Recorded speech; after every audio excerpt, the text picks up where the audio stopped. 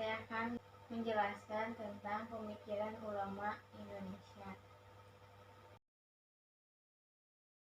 Yang pertama, sosok Mufti Betawi Sayyid Utsman bin Yahya Al-Awali. Habib Utsman bin Yahya seorang sosok ulama besar yang menjadi guru dari semua guru agama, khususnya masyarakat Betawi. Beliau juga dijuluki Sayyid karena nasabnya yang bersambung dengan Rasulullah. Meski berdarah Arab, Sayyid Utsman lahir di Kampung Arab Pekojan, Jakarta Barat pada tanggal 17 Rabiul Awal 1238 Hijriah.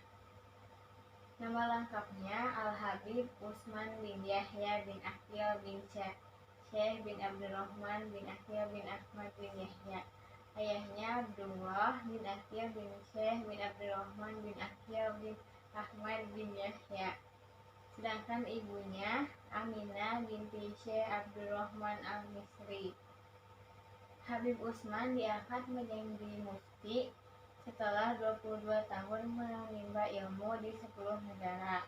Dia kembali ke Betawi pada 1279 Hijriah bulan Rabiul Awal. Beliau menjadi mufti di Indonesia pada pertengahan abad 19.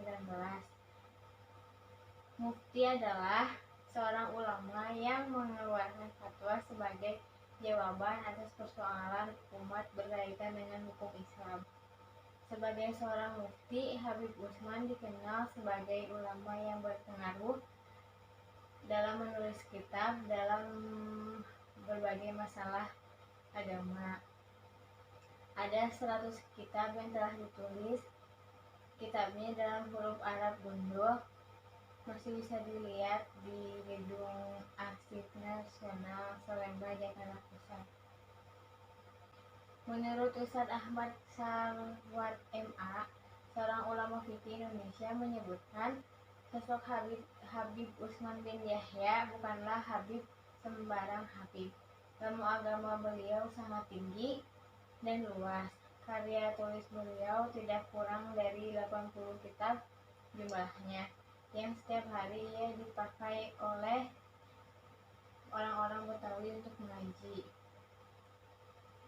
Karena keluasan ilmunya dan pergaulannya yang sangat luas, Habib Utsman diangkat menjadi mufti Betawi oleh pemerintah Hindia Belanda. Tahun 1279 Hijriah, beliau kembali ke Batavia dan menetap hingga diangkat menjadi mufti. Sebelum menjadi mufti, beliau sebenarnya sudah menjadi guru agama dengan jumlah murid yang banyak.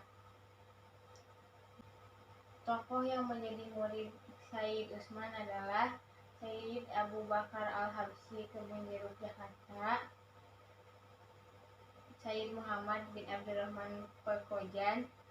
Mufti Betawi ini meninggal dunia pada 12 Safar tahun 1913 Masehi pada usia 93 tahun.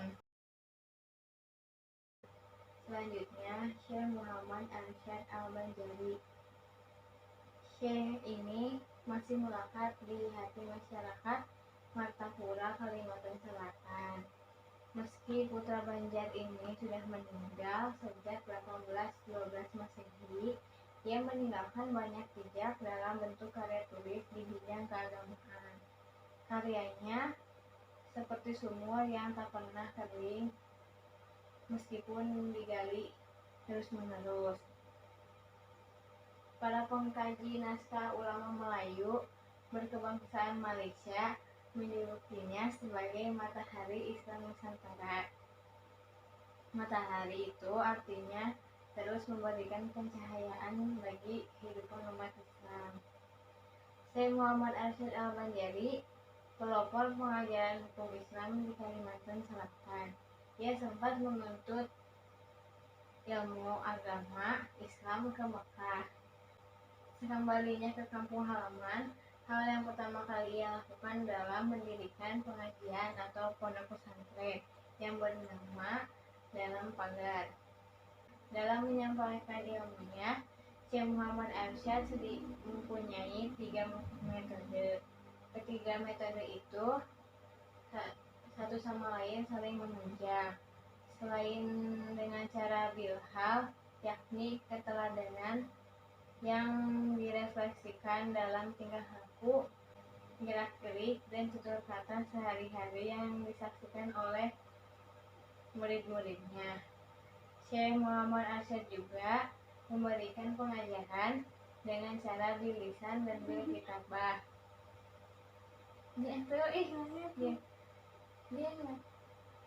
Syekh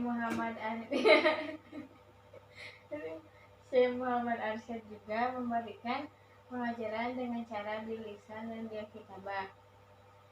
Metode bilisan dengan mengadakan pengajaran dan pengajian yang bisa disaksikan diikuti siapa saja. Sedangkan metode bilkitabah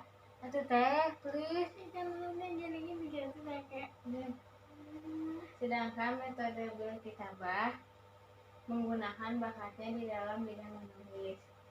Dari bakat menulisnya itu lahirlah kitab-kitab yang menjadi pegangan umat. Karyanya ada Sabilal Muhtadin, Tuhurur Roghibin, Al-Qaulul Muhtasar. Di samping kitab Usuluddin, kitab Tasawuf, kitab Nikah, kitab Faraid, dan kitab Hasyiah Fathul Jawad. Karya yang paling monumental adalah kitab Sabilal Muhtadin, yang kemasyhurannya tidak sebatas di daerah Kalimantan dan Nusantara, tapi sampai ke Malaysia, Brunei, dan Thailand Selatan.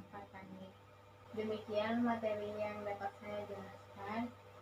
Semoga saya bisa mengamalkan perbuatan yang nggak tahu siapa yang menjelaskan perbuatan dia. Semoga saya dan enggak nanti yang kedua. Semoga saya dapat mengamalkan perilaku dari Syekh Mufti Betawi dan Syekh Muhammad Arsyad.